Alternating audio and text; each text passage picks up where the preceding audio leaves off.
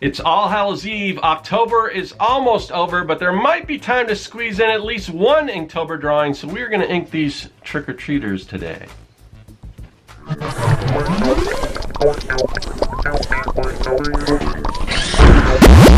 Greetings, people of the internet. I'm Scott with Serkworks Art Labs. Welcome to the underground laboratory where we create robots, aliens, zombies, and other imminent threats to humanity. And that is apropos more now today than usual because, well, depending on when you watch this, it is Halloween. At least it is for me. I've done a little bit of decorating because it is pretty solitary, so it's kind of just for my own benefit because we are here in the lab beneath the center of the earth. And what is that? What? That sounded like a doorbell. We don't get a lot of visitors down here, so let's check it out, see who this is. We're gonna go up to the paralleloscope. Might have to switch it to surveillance mode, but let's take a look. All right, let's take a gander and see what we have here. Ah, trick-or-treaters. Oh, I'm not really prepared for this. I don't get a lot of trick-or-treaters. I wasn't expecting this. Let's see if I have anything for them. All right, I got my little junk stash box. We're gonna see what we can find in here. This is just stuff I collected over the years. A lot of, loose change and buttons. What do we got? Chopsticks? No. Oh, here's a little test tube. Maybe some chapstick. What else we got here? Some shredded Parmesan cheese and crushed red pepper packets. See a half-open bottle of peppermint schnapps. I don't really know what this thing is. Ah, pay dirt.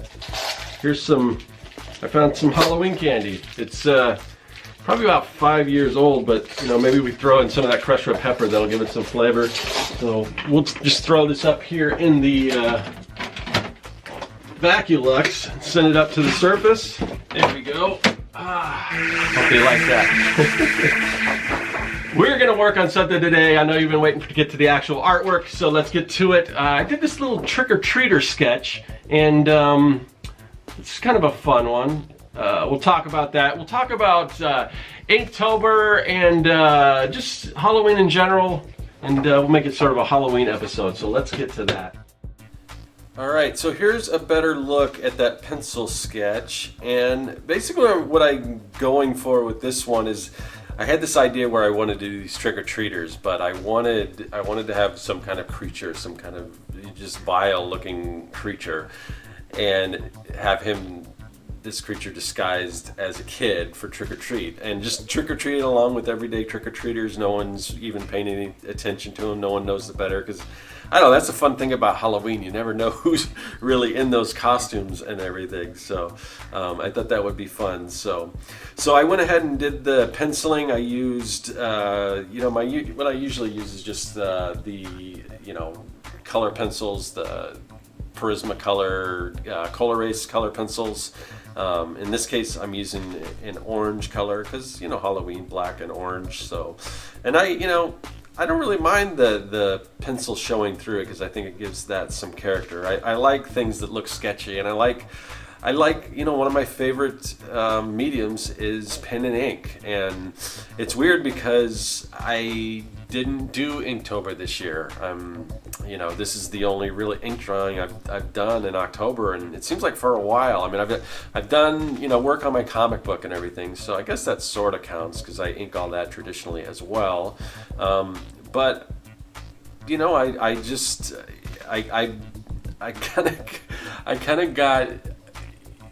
missed it. I missed working with ink, and because in the past 2 years I've done Inktober, and I did a drawing every day of October for the last 2 years, and this is a really weird. It's a really weird October for me because usually Octobers are just so hectic and everything, and I think this year I just had to step away because usually I do the Inktober, and I didn't realize how much my hair was blocking these shots, so I apologize for that. I gotta get a better angle on this camera. But anyway, so usually, I usually do Inktober, and amongst everything else I'm doing, but October is just cram full for me because in addition to Halloween, which I love, and I just go all out for Halloween, I also do, you know, we have parties for family, and like there's so many birthday parties because like my brother and my daughter and my mom and my girlfriend and other relatives are all, you know, we have so many October birthdays, so it's always parties and things like that to do and all that stuff, and then the Inktober and all that stuff, and usually we do sort of like a haunt, like me and my friend to get together and we do this pretty in-depth or time-consuming.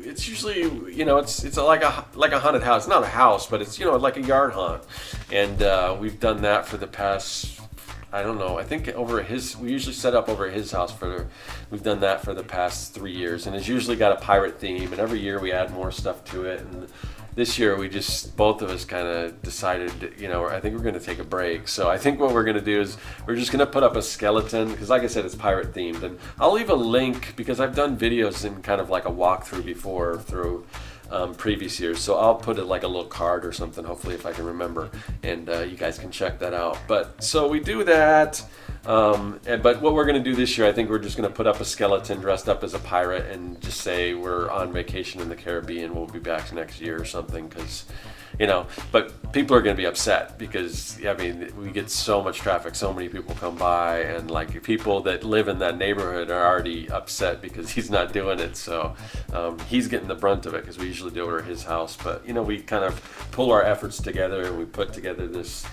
pretty cool haunts, but it's, you know, honestly, it's been sort of a relief to just step back and just not go crazy at Halloween, because like I just get exhausted, and I'm trying to do other stuff with the digital art that these digital products that I'm trying to sell, and all this other stuff, and you know, stuff with my shop and the YouTube channel and all that, and it's a lot, and so sometimes you just need to take a break. So I don't know if there's any moral to the story, but yeah, sometimes take a break, but don't get too complacent. You know, one of the big problems is when you do take these breaks, sometimes you kind of enjoy it too much and it's hard to get back into the swing of things. So kind of take that into mind, but every once in a while just take a little vacation. But as far as like Inktober and just inking, I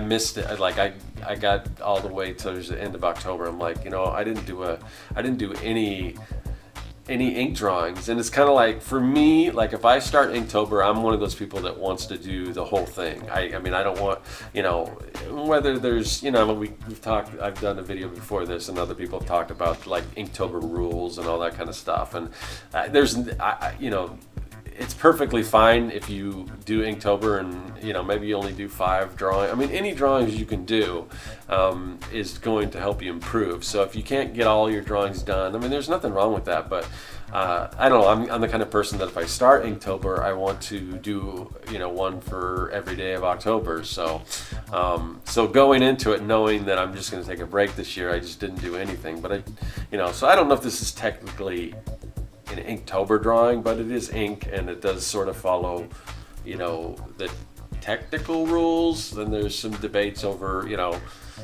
digital versus traditional or whatever, and we've talked about that in another video. But anyway, so that's what I'm doing today, and you can kind of see it starting to come together. I'm using, just talk about some of my tools. I already talked about the color pencils, but I use, a lot of times I will use a brush and a dip pen, and I'll use that a little more when I start adding some more blacks and things like that. But this time I'm just using a brush pen, and I've got several brush pens that I use, and a lot of them I don't, you know, I could tell you where to get them. I think there's, I'll put some links to where you can get some of these things, but the one I'm using now is the Zebra Fude brush. I think that's how you pronounce it.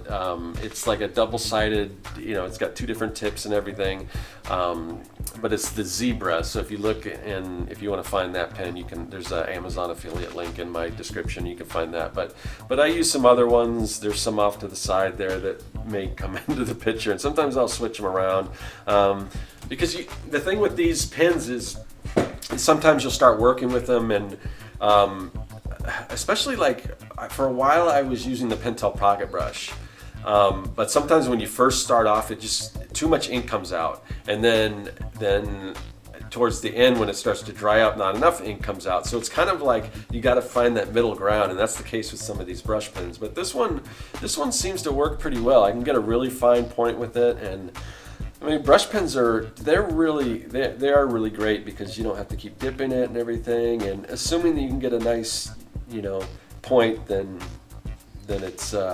you're golden. So, but anyway, so I'm kind of moving around, and when I ink, and here I'm just kind of inking you can see I'm inking the mask here, but it's just kind of, obviously, this is meant to be humorous. Obviously, you're not going to be fooled by this creature dressed up as this boy with this little beanie and that little mask and everything, and sort of I'll put a striped shirt on him, because obviously you can see he's a creature, but that's part of the fun of it. So, but anyway, so I move around and I kind of waited to do his face because I want to save some of the funner parts till close to the end of doing the illustration and everything. But yeah, it's sort of fun. I just thought that was a fun idea, and I don't know, maybe somebody else has done something similar. It's hard. It's weird where you get your ideas. This is probably not a totally original idea, but I haven't done anything like it before.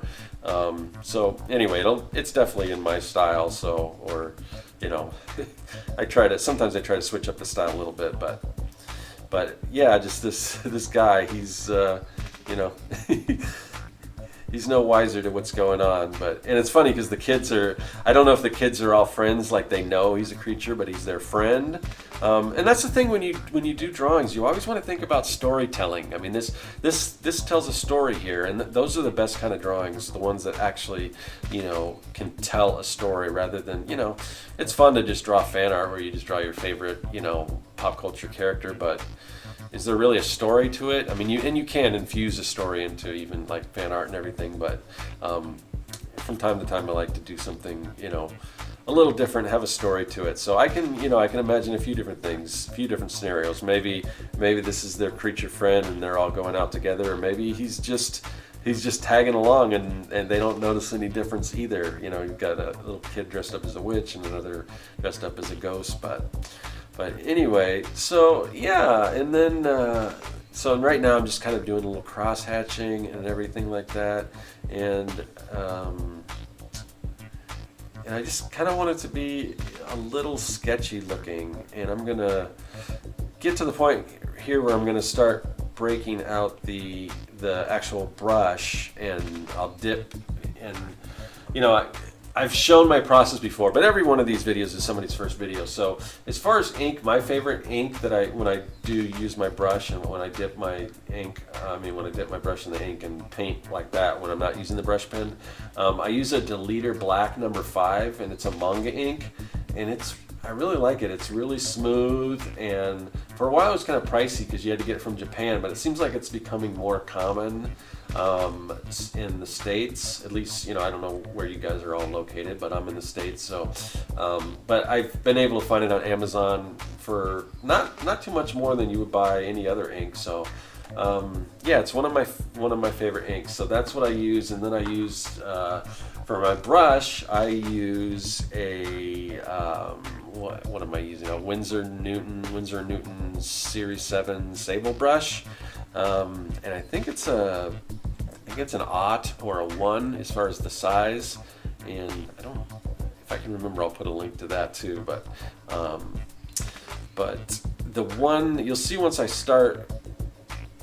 break out the brush here, you can see I've got one that's sort of frayed. And I didn't realize it was frayed till I started drawing it, but look at sometimes that can have an advantage to it, because if you look at it right now, see how it looks, it looks like I meant to do that, which the first stroke I did, and it's kind of got a split, on the brush, so it's not laying down, like if I try to draw a real fine line, it's just going to have like 3 or 4, different, because the brush is split, which normally that's an issue, but in some cases that adds a really cool effect, which I really ended up liking. So I think I'm going to have to mark this brush as like split edge, and then I'll just use it for that particular purpose, and I'll use one of my other brushes if I need to get a really fine line. So So, I mean, it's really just a matter of experimentation and, you know, just try, you know, it's, people always want to know what kind of tools I use, and I'm more than happy to let you guys know, but every tool may not work as good for some people. Some people like certain tools, some people like different tools, and it's really experimentation and just getting, you know, getting some practice in on your tools, and you might find that, you know, you may like a different tool that nobody else likes, and vice versa. So it's really, even though I'll recommend a tool, take that with a grain of salt, because you may not like the same kind of tools I do, and it's just really personal preference is what it comes down to. So, but yeah, finishing this thing up. Yeah, I'm just glad, and I really I think I need to do more stuff like this on the channel. I mean, I like, as far as, a lot of times I'll just draw a robot or, you know, a zombie or something like that, but something that's a little more of a scene is kind of fun to do. So hopefully I'll do some more of that kind of stuff. And I'm looking forward to it now that Stranger Things just came out. I might have to do some Stranger Things fan art. I'm only, as I'm recording this, I'm only 3 episodes into the 2nd season, so, and I just don't have time to binge stuff, because I kind of allocate like an hour, maybe 2, before I go to bed to watch, you know, some television. So I just don't have time to binge with all this other stuff I'm doing. So hopefully no spoilers, and hopefully I'll get through this, and I'm curious to see what's happening. It's getting exciting, and there's some cool stuff I want to draw. So, but anyway, that's, you know, this is my entry for Halloween this year. So I hope you like it, and you know, maybe next year I'll do all 31 days of Inktober. All right, that'll do it. And yeah, so I think it came out pretty well. Can you see that? Yeah, so even though I didn't technically participate in Inktober this year, it was nice to, you know, get at least one ink drawing in. And so happy I got to do that. Good fun for Halloween. So I just wanted to say happy Halloween to all of you, and I will see you guys later. That is all. Hey everyone, thanks for joining me here in the Art Lab. There's a lot of other great content on the channel, so click that subscribe button and you won't miss a thing. If you're an aspiring evil genius, visit Serkworks.com for all your mad science supply needs. And if you want to contact me, hit me up in the comments section or follow me on social media. I'm looking forward to it. I'll see you then.